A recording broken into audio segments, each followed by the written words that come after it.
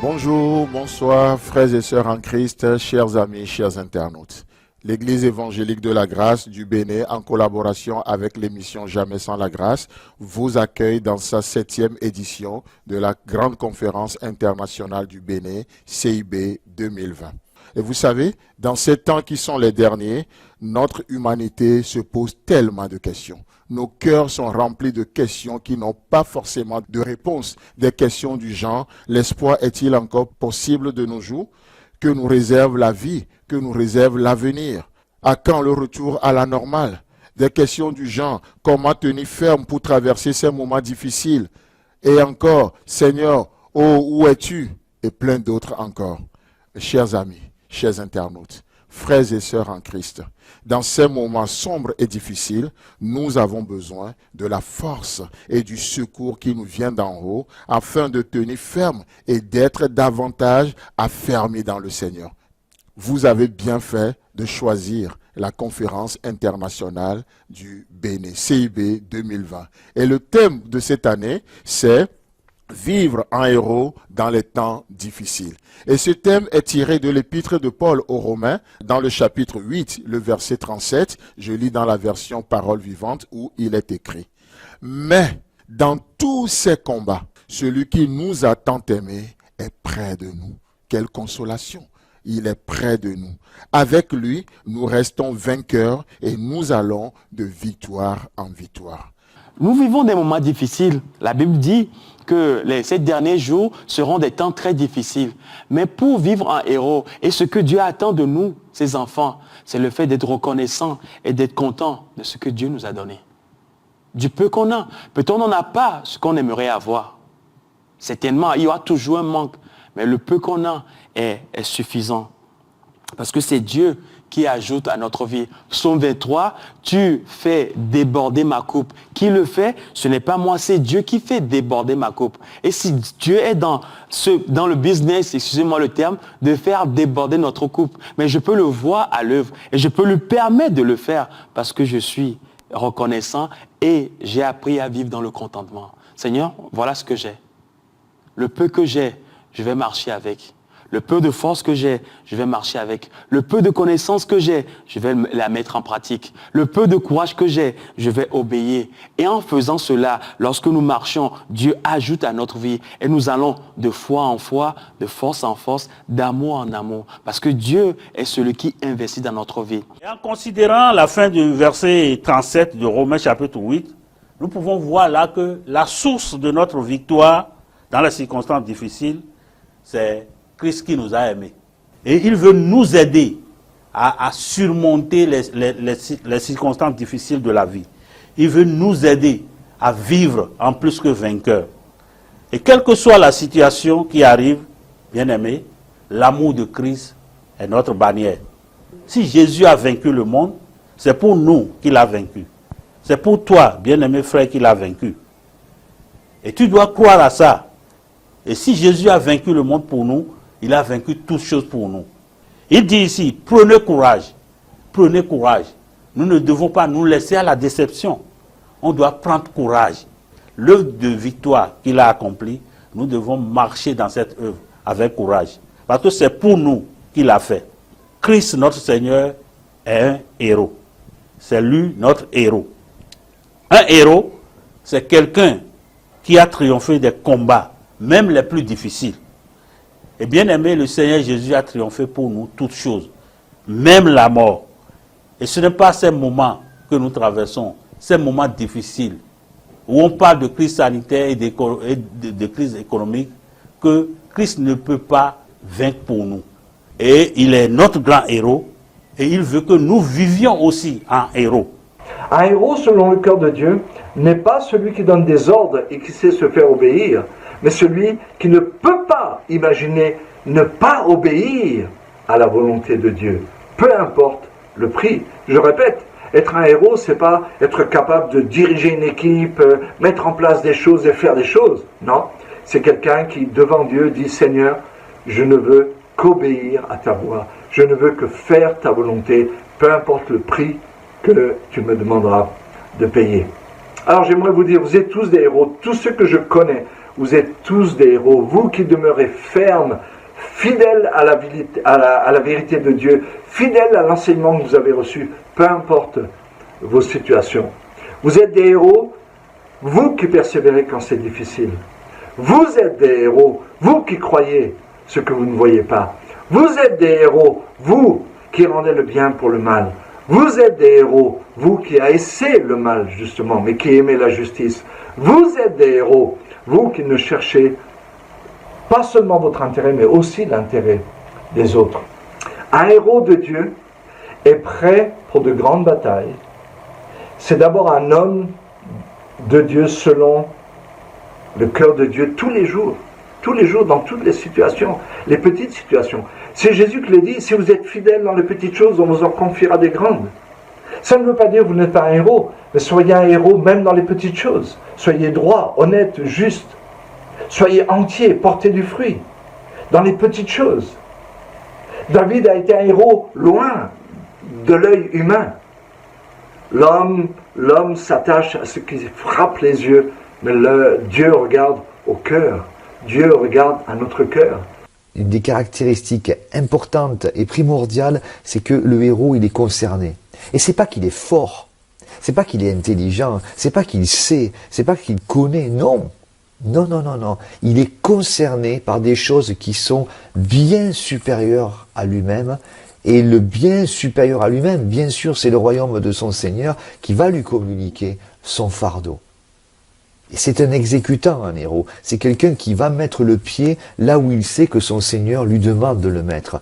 Et il verra qu'en agissant, cette foi va être la démonstration des choses qu'il ne voyait pas. Et il comprend pourquoi, par moments, il subit, parce que par la foi, qui est agissante par l'amour, il va mettre un pied et voir la démonstration de ces choses qu'il ne faisait que subir.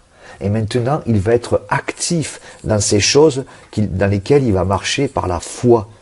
On n'est pas juste des gens qui subissons.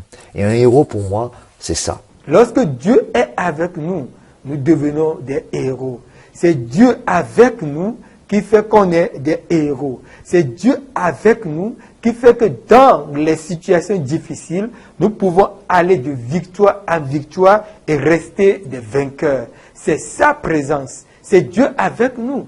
C'est Dieu avec nous. C'est pas par nos forces, c'est pas par nos capacités, c'est pas par nos habiletés, mais c'est Dieu avec nous.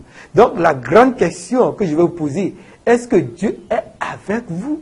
S'il est avec vous, alors vous êtes un héros. Vous êtes un héros. Et dans Juge 6, verset 12, Juge 6, verset 12, l'ange de l'Éternel lui apparut et lui dit, l'Éternel est avec toi, vaillant héros. Qu'est-ce qui fait la différence? Le gars, Gédéon ici même, est dans une attitude de crainte et de peur. Il n'a rien de héros. Mais Dieu va venir, l'ange de l'Éternel, qui est Jésus-Christ, va venir et il va dire quoi? Vaillant héros. Mais avant de dire ça, le verset commence par quoi? L'Éternel est avec toi. Parce que l'Éternel est avec toi, tu es un vaillant héros. Dieu me déclare héros. Pas parce que je suis fort, je suis puissant, mais parce que lui, il est avec moi. 2 Corinthiens chapitre 5, verset 17 et Romains 8, 17 aussi. Si nous sommes enfants de Dieu, nous sommes aussi héritiers. Héritiers de Dieu et co-héritiers de Christ. Si toutefois nous souffrons avec lui afin d'être glorifiés avec lui. Donc le projet de Dieu, c'est vraiment que nous soyons glorifiés avec lui. C'est de nous élever. Comme il est lui-même un héros, il veut nous élever dans sa gloire avec lui. En accueillant par la foi Jésus dans ma vie, je deviens un membre en particulier du corps de Christ. Une personne unique. On voit ça dans 1 Corinthiens chapitre 12 et verset 27.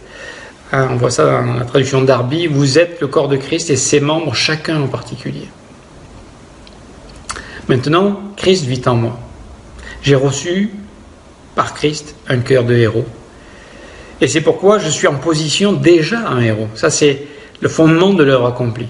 On n'a pas besoin de devenir un héros, parce qu'on a Christ en nous, on est déjà un héros. On a reçu ce nouveau nom, un nouveau nom unique, Apocalypse 2,17.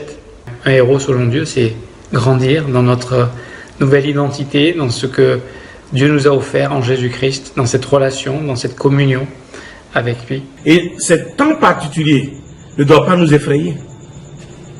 Parce que nous ne sommes pas comme tout le monde. Les enfants de Dieu ne sont pas comme tout le monde. Et ça, c'est clair pour moi. Je ne suis pas comme tout le monde. Je ne suis pas comme le reste de ce monde. Parce que j'ai rencontré Jésus-Christ par sa grâce, ou en d'autres termes, il m'a rencontré. En 1979, il a fait de moi son enfant. Je suis participant de la nature de Dieu. Je suis mis à part, je suis particulier. Et je suis plus que vainqueur par celui qui m'a aimé. Pas à cause de ce que je suis capable de faire, mais à cause de son œuvre.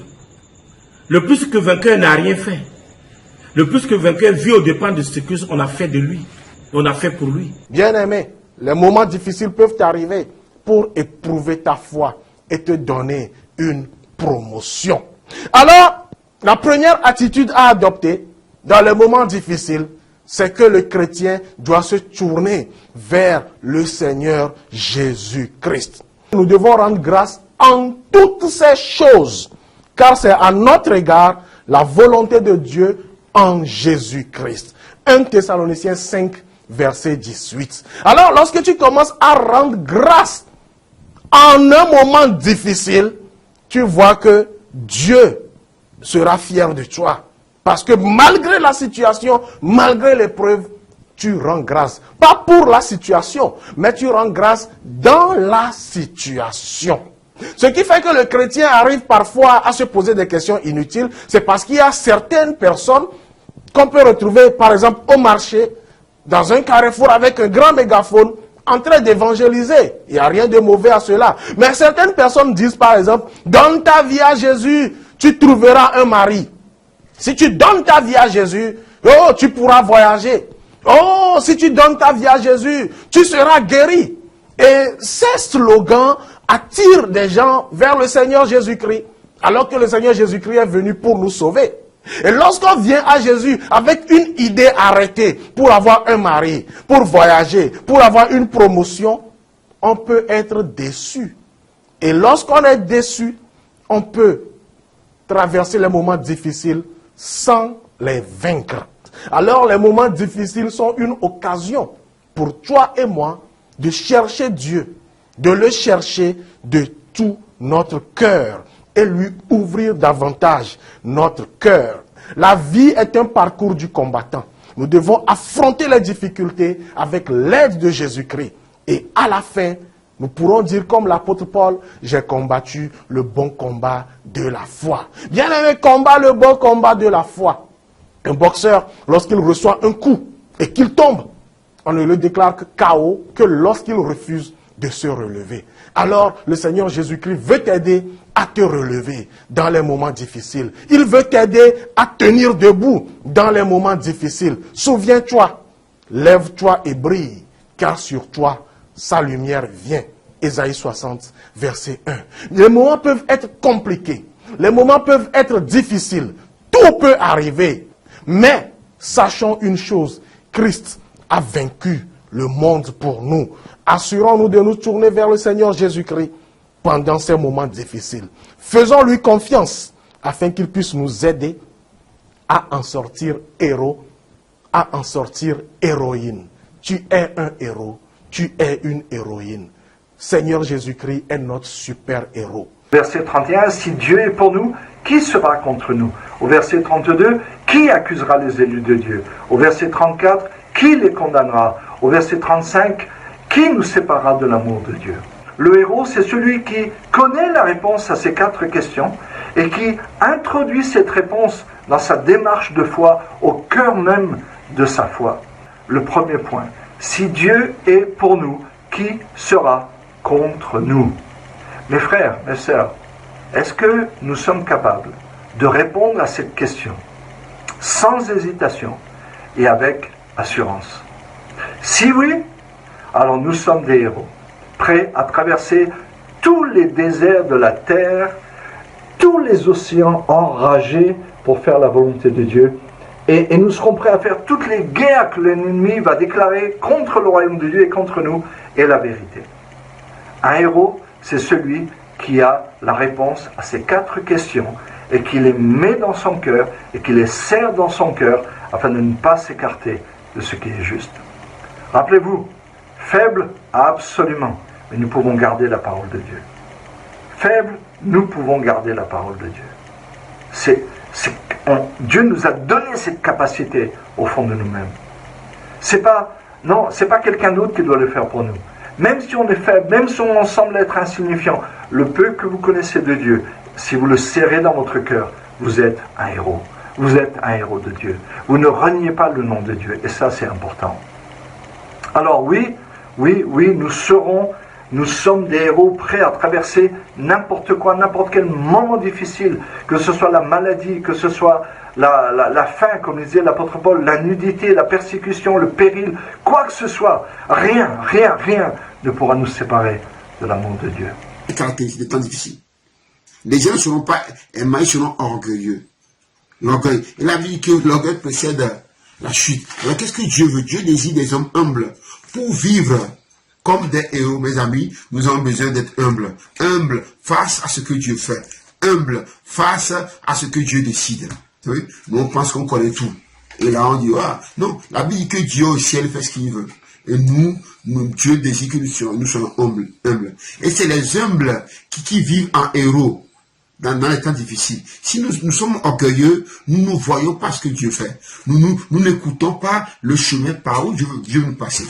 Donc, première chose que nous constatons ici, c'est que ces temps difficiles, les gens seront orgueilleux. Et nous, les chrétiens, serons-nous nous aussi orgueilleux ou bien humbles? Tous ces hommes que nous voyons dans Hébreux 11, Abel, Enoch, Moïse, Joseph, tous ces gens-là, Marie, Anne, la mère de Samuel, tous ces gens-là, c'est des héros de la foi. Ce qui les caractérise, c'est l'humilité. Ils sont humbles. Et c'est temps difficile que nous vivons, les hommes sont orgueilleux. Je le sais, je connais, c'est l'orgueil. Et c'est temps difficile, les hommes seront orgueilleux, dit amis de l'argent. C'est-à-dire, au lieu d'être amis de Dieu, vous savez, Jésus-Christ a dit, je ne vous appelle plus des serviteurs, mais je vous appelle des amis. C'est une relation avec Jésus-Christ. Mais si on dit que les gens seront amis de l'argent, ils auront une relation avec l'argent, avec le gain, avec le profit. C'est ça. Donc, lorsque nous vivons, nous avons une relation plus forte avec le gain, avec le profit, les amis, nous ne pouvons pas expérimenter la vie de Dieu. Donc, pour ne pas vivre comme des héros. Because of the difficult situation we find ourselves. À cause de la difficulté, du moment difficile qu'on se trouve en ce moment. Christians need to be reminded. Les chrétiens, on doit réveiller les chrétiens. That we should know that we are not just as ordinary people on the street. Il faut que tous les chrétiens sachent que nous ne sommes pas les hommes qui marchent sur la route. Because there are two people in this universe. Parce que nous avons deux personnes dans cet univers. The saved and the unsaved. Ceux qui sont sauvés et ceux qui ne sont pas sauvés. Or the fallen man and the child of God. Ceux qui sont tombés et ceux qui sont les enfants de Dieu. We should not be conformed to this world, but we should be transformed by the renewing of our mind, that we may prove what is good and what is acceptable. And so now we are in Christ. We are in Christ Jesus. Maintenant nous sommes en Dieu, en Jésus-Christ. And even though we are in the world, puisque nous sommes dans le monde, we are no longer children of the world. Nous ne sommes plus les enfants du monde. And as children of God, en tant que l'enfant de Dieu, we must learn to renew our thinking. Il faut que nous apprenons à renouveler notre something mémoire. You must tell as you enjoy this conference. Que le moment où on réjouit dans cette conférence. And don't see yourself as everybody in the world. Faut pas te voir que tu es comme tout le monde dans le monde. But as for you, toi, you are a conqueror. Toi, tu es un conquérant. And God loves you. Et Dieu t'aime beaucoup. Si je ressors de cette situation, si je ressors devant la bataille avec mon ennemi, en ayant cette conviction, cet enracinement, que si je suis debout, c'est parce qu'il y a un Dieu qui m'a aimé. Et cette grâce-là, qui s'est manifestée envers moi, a fait que je peux encore marcher et le glorifier. C'est ça être un héros dans le royaume de Dieu. Ce que je crois profondément concernant le fait d'être un héros dans les temps qui sont les nôtres, c'est l'amour de Dieu qui arrive à pénétrer nos cœurs et qui nous rend courageux. Pour un mari aimer sa femme, pour une femme à se soumettre à son mari, pour des enfants à honorer leurs parents, et pour des frères et sœurs de prendre des bonnes décisions ou des bonnes habitudes. Et l'amour de Dieu produit ce désir d'obéissance. Et dans l'obéissance, non pas religieuse, mais dans cette obéissance à cause de l'amour de Dieu, mon cœur va apprendre, parce qu'on a besoin d'apprendre à s'attacher à l'Éternel. C'est ce que les peuples qui entouraient Israël devaient voir. Pas un peuple qui était fort, mais un peuple qui s'attachait à l'Éternel. Et non pas aux idoles. Je voulais simplement qu'on se rappelle de ça. Nous sommes dans un temps de crise. Nous avons besoin de héros. Et nous avons un héros qui s'appelle Jésus-Christ. Et parce que nous avons ce Jésus-Christ, parce qu'il a réglé la dette, parce qu'il a payé nos péchés, il peut aujourd'hui nous offrir ce salut, ce don du Saint-Esprit, pour qu'à notre tour, nous puissions vivre comme lui, comme Jésus, en héros caché, un héros silencieux, un héros qui ne brille pas, mais un héros qui fait le travail, qui fait le job, qui vit pleinement la présence de Dieu et qui devient une lumière, la lumière et le sel de cette terre, un témoin de la gloire de notre Dieu. Je vous rappelle que beaucoup de gens sont venus et ils ont fondé des religions. Ils ont amené des tas de choses à faire, des tas de choses à ne pas faire. Jésus, par l'œuvre qu'il a accomplie, est la seule personne qui est venue pour faire une seule chose. Jésus n'a pas amené des tas de choses à faire, ne pas faire.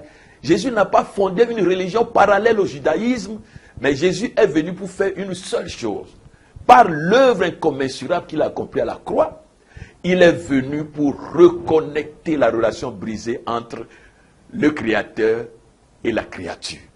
Et une fois que cette reconnexion est faite, cette personne qu'on a reconnectée devient un héros. Dans la vie, nous allons rencontrer beaucoup de péripéties, des épreuves, des difficultés. Mes chers amis, mais nous devons savoir que nous ne combattons pas pour la victoire, mais nous combattons à partir de la victoire et dans la victoire. Les Philistins, voyant que leur héros était mort, prirent la fuite. Donc c'est intéressant parce que pour les Philistins, Goliath était vu comme un héros. Le seul problème, c'est que ce héros est mort, il est tombé. En revanche, David n'était pas vu comme un héros au départ.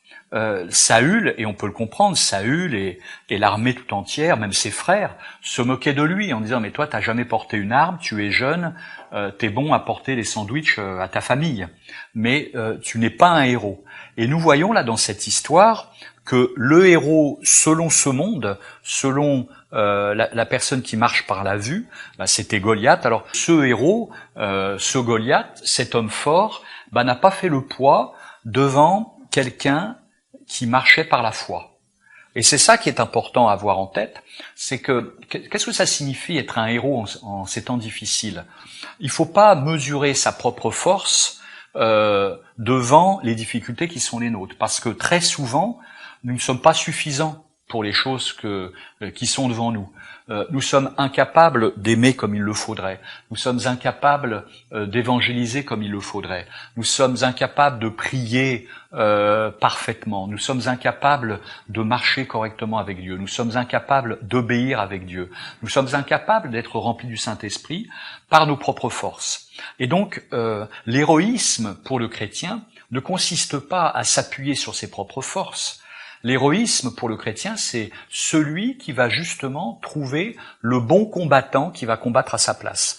Eh ben, croyons que nous, chrétiens, qui avons le Saint-Esprit en nous, croyons que cette période-là nous permet malgré tout d'être un vaillant héros, d'être un héros qui va pouvoir manifester la vie de Christ. Soyez des héros de la foi, soyez des héros en toutes circonstances, confinement ou pas, maladie ou pas. En tous les cas, être un héros avec Dieu, c'est pas forcément être fort selon les critères de ce monde, mais c'est être quelqu'un qui a l'Éternel à ses côtés et qui marche par l'Esprit. Vivre, bien sûr, un héros dans un monde en difficulté, dans un monde difficile. Mais nous, en tant que plus que vainqueurs, nous sommes liés à quoi véritablement? Un jour, le Seigneur nous rencontre, il fait de nous ses enfants. Il nous a touchés. Nous n'étions pas en train de le chercher. Lui nous a trouvés, il nous a cherchés, il nous a trouvés véritablement. Il a fait de nous ses enfants. Et en quelque sorte, je peux l'entendre dire, ne crains rien, je suis le berger. Le vrai problème de tous les problèmes, c'est la nature humaine. Et le Seigneur dit, je vais faire de vous des plus que vainqueurs, mais je sais comment traiter. Ce n'est pas en vous blessant. Non. Quand je sais que mon Dieu ne me blesse pas, je peux venir blesser, mais lui me guérit. Le monde nous blesse, le monde coupe nos branches, le monde nous blesse. Son système nous blesse. Tout ce qu'il essaie de faire sans Dieu nous blesse. Mais Dieu fait une œuvre en touchant à la racine, en venant dans l'église. Ils n'ont pas été visités par la hache, tu viens à la racine. Mais ils ont vu ceux qui coupaient les branches. Et ils ont été blessés. Ils ont été meurtris. Jésus dit, le problème, ce n'est ni ta femme, ni les gens de l'église. Tu te blesses. Non. Le vrai problème, c'est que tu vois ton mariage au travers de ta nature adamique. Mes amis, le plus que vainqueur, c'est lorsqu'il s'aligne avec la pensée de Dieu, il s'aligne avec l'œuvre de Dieu, et qu'il est d'accord avec cette œuvre qui se fait à la racine. Mes chers amis, nous héros, nous disciples de Jésus, dans des temps difficiles, dans les temps d'épreuve, même quand il y a des gens qui nous blessent, et nous sommes dans la vie, le fer aiguise le fer, nous recevons des coups et nous en donnons aussi. Mais ce qui nous aide à tenir ferme dans les temps difficiles, c'est que tout ce que Dieu utilise, parce que Dieu est souverain et c'est lui qui dame les pions. Considérons tout ce que Dieu utilise comme des instruments. Matthieu 26, 48 et 49. Celui qui le trahissait leur avait donné ce signe. L'homme auquel je donnerai un baiser, c'est lui. Arrêtez-le. Aussitôt, il s'approcha de Jésus en disant, « Salut, maître !» Et il l'embrassa. Jésus lui dit, écoutez bien ça, « Mon ami !» C'est inimaginable. Nous sommes en train de parler de la vie du héros dans les temps difficiles. Jésus est notre héros par excellence, n'est-ce pas? Et dans ces temps difficiles, il appelle Judas son ami. Parce que Jésus sait que Judas est un instrument que son père est en train d'utiliser pour aboutir à un plan. Nous aurons des moments de tribulation dans ce monde. Nous aurons même des gens, des intimes qui vont nous trahir. Oui, nous allons traverser des temps difficiles. Mais n'oublions jamais que nous sommes des héros. Nous sommes des disciples de Jésus. Nous sommes des ambassadeurs de Christ sur cette terre. Par conséquent, nous n'allons pas bouger d'un iota nos regards sur Jésus, qui est l'auteur et le consommateur de notre foi. De Timothée 3.1, sache que dans les derniers jours, il y aura des temps difficiles. Le héros appréhende les temps difficiles, les choses difficiles d'une autre manière, parce qu'il ne désire pas les subir, ou il ne désire pas juste les subir, il veut être actif. Et on ose dire que par moment, c'est comme s'il les déclenchait, les temps difficiles. Voilà, un héros, c'est quelqu'un qui va à la guerre. C'est quelqu'un qui y va. Il n'en entend pas juste parler. Il n'est pas juste à attendre que les difficultés ou la guerre viennent l'atteindre. Il y va parce que son royaume est un royaume qui agit. Jésus-Christ est venu chercher et sauver. Et ce royaume continue de souffler la même façon, le même héroïsme. Si David, si Salomon, si Pierre n'étaient pas allés dire à ces gens, non, ce que nous vivons, c'est pas, nous ne sommes pas ivres.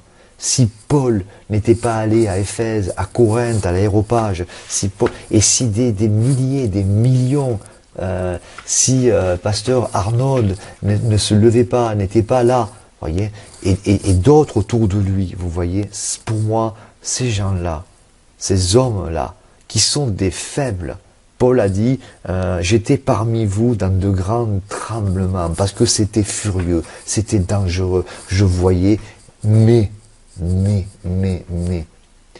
les intérêts que je considère pour le royaume sont supérieurs à ma capacité. Mon Seigneur, ce qu'il pense, ce qu'il croit, me dépasse. Donc je mets un pied et par la foi, je vois que, oh, Jéricho s'écroule. Oh, le Jourdain s'ouvre. Waouh, les bras levés, la guerre se gagne. Ne recherchons pas de grandes choses. Dans ces temps difficiles, ne recherchons pas de grandes choses. Cherchons à vivre selon la volonté de Dieu. Recherchons la volonté de Dieu et laissons le soin à Dieu de faire lui de grandes choses dans nos vies, dans nos familles, au milieu de nous. Faisons sa volonté. Nous laissons le soin à Dieu de faire de grandes choses dans nos vies. La puissance de pouvoir pardonner. Vous savez, j'ai oublié le nom de cette dame à qui on a demandé qu'est-ce que vous enviez au christianisme, une athée. Elle dit, la seule chose que j'envie au christianisme, c'est la capacité qu'ils ont de pardonner. Nous vivons dans un monde où ce n'est pas évident de pardonner. Mais voilà ce que nous se trouve dans la maison où il n'y a que de l'herbe à manger. Il y a l'amour et il y a toutes ces puissances. Donc, mieux vaut l'herbe pour nourriture, là où règne l'amour, qu'un bœuf engraissé si la haine est là. Oui, les héros peuvent échouer parfois, bien sûr, absolument. Mais j'aimerais, et Dieu n'aimerait pas qu'ils échouent dans cet aspect-là.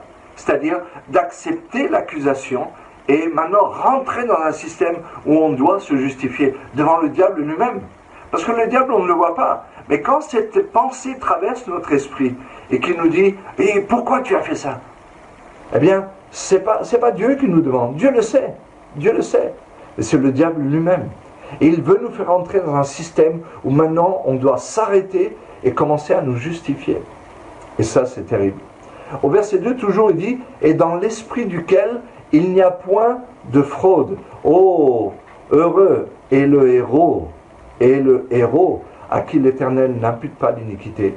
Oh, heureux est le héros dans l'esprit duquel il n'y a point de fraude. » Alors c'est quoi une fraude? C'est quoi cette fraude?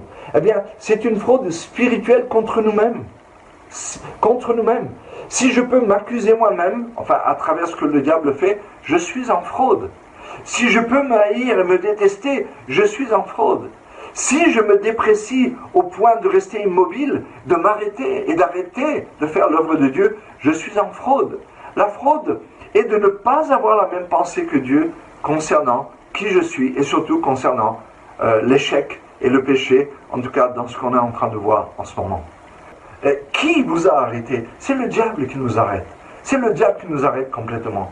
Pour vous empêcher d'obéir à la vérité. La guerre, elle est là. Le diable ne veut pas qu'on obéisse à la vérité de Dieu. Le diable ne veut pas qu'on vive selon la volonté de Dieu. Le diable ne veut pas qu'on vive par la grâce de Dieu. Le diable veut. Et il ne peut pas nous empêcher d'être ce que nous sommes. Oh, combien il veut nous arrêter. Combien il veut nous arrêter. Et écoutez-moi bien. L'accusation est certainement une des plus grandes choses que le diable utilise. Il est appelé l'accusateur des frères, et ce n'est pas pour rien. Mes amis, on n'imagine pas ce que peut produire un peu d'accusation plus un peu d'accusation. Si vous l'acceptez une fois, vous l'accepterez une autre fois. Des géants sont tombés, des hommes forts ont été abattus, des héros se sont écroulés, juste à cause d'un peu, plus d'un peu d'accusation et de rejet. Le héros, pour terminer, sait que Dieu est pour lui et que rien ne peut être contre lui. Il sait que l'accusation n'a aucune place dans sa vie.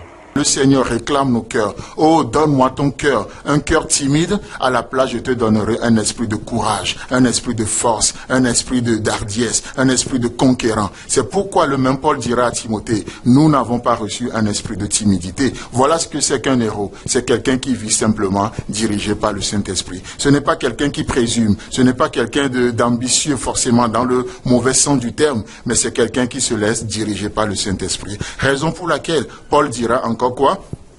soyez dirigés, soyez contrôlés par l'Esprit Saint et vous n'accomplirez point les désirs de la chair. Oh, l'homme est au centre du plan de Dieu. Et Dieu veut délivrer. Dieu est notre héros et il nous fait à son image. Il nous a fait à son image. Vous savez, alors que notre monde court de plus en plus derrière le matériel, qu'est-ce qui se passe?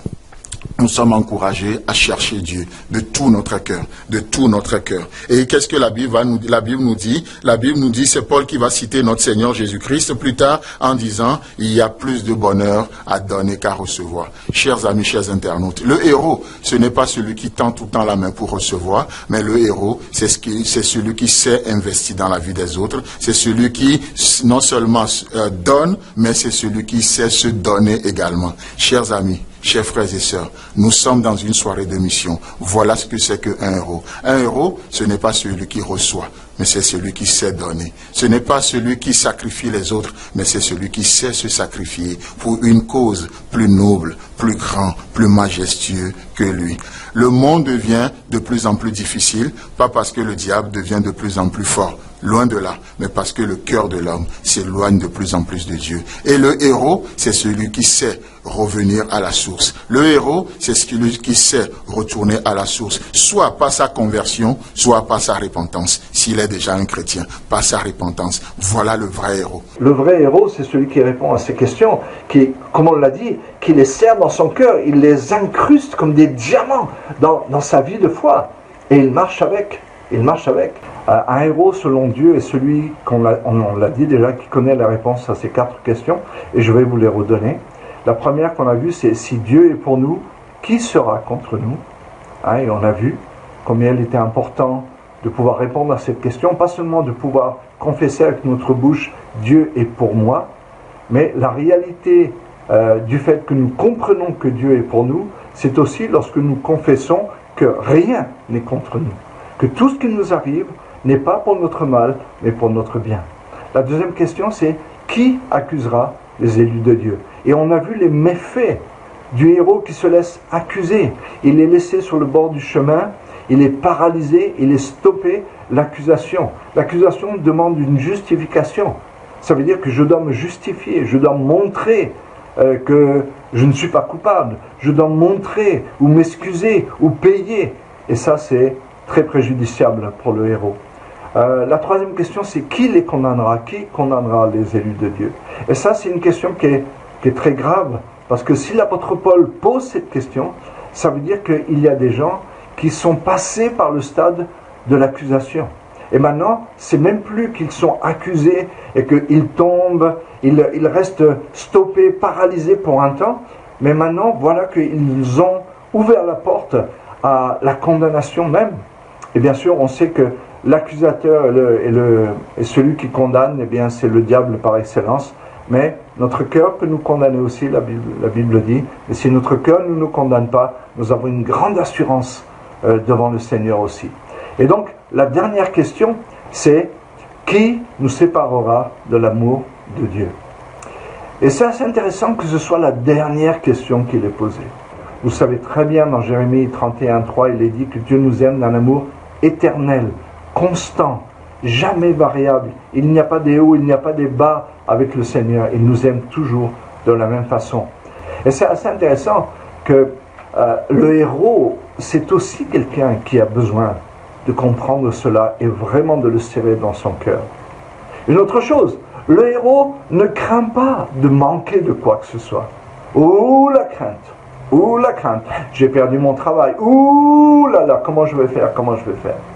Mais il a juste besoin de savoir que Dieu l'aime, parce que dans l'amour de Dieu, il a absolument tout pour nous, absolument tout pour nous. Dans le psaume 23, verset 1, et c'est pour ça que David est un vrai héros, on en a déjà parlé, c'est un vrai héros. Il dit, l'Éternel est mon berger, je ne manquerai de rien. Je ne manquerai de rien. Le héros ne cherche pas sa propre gloire. Il a juste besoin de savoir que Dieu l'aime. Donc, mes amis, rappelez-vous, un jour, nos couronnes, nous allons les jeter aux pieds de Jésus. On voit ça dans Apocalypse 4, verset 10. On va les jeter aux pieds de Jésus. Nous pouvons être, et nous sommes des héros. Nous sommes, de par appel et de par nature, des héros.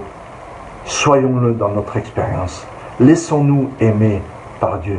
Rejetons l'accusation, rejetons la condamnation et confessons que rien n'est contre moi et que tout est pour moi parce que Dieu est pour moi. Amen. Que Dieu vous bénisse.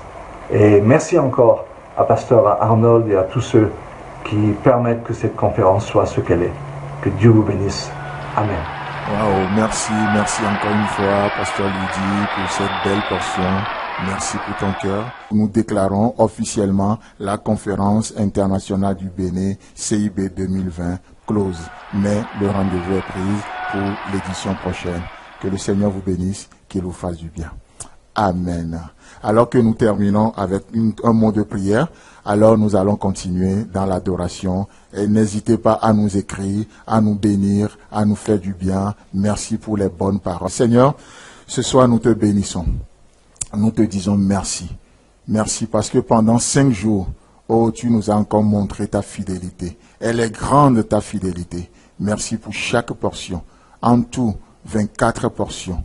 Que Dieu soit loué. En 8 sessions, 24 portions, avec des hommes de Dieu extraordinaires, avec un public vraiment chaleureux, avec un public qui a faim et soif de toi. Seigneur, merci pour les dépôts qui ont été faits dans la vie, dans les vies, et bénis ce temps de témoignage, alors que chacun écrit et envoie des messages. Merci pour ton esprit qui est à l'œuvre. Merci pour la sensibilité que tu nous as donnée. Nous vivons en héros pendant ces temps et les moments difficiles ne sont pas une fin en soi. Au nom puissant de Jésus.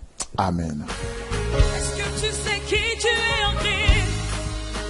Viens le proclamer avec nous. Yeah. Nous sommes une génération choisie. Yeah. Nous sommes une génération choisie, appelée pour montrer son excellence. Tout ce dont j'ai besoin, Dieu me l'a donné. Je sais qui je suis. Nous sommes une génération choisie, appelée pour montrer son excellence. Tout ce dont j'ai besoin, Dieu me l'a donné. Je sais qui je sais qui je suis en Christ. Ce que j'ai en Christ, où je suis en Christ. Je sais qui je suis, je sais qui je suis.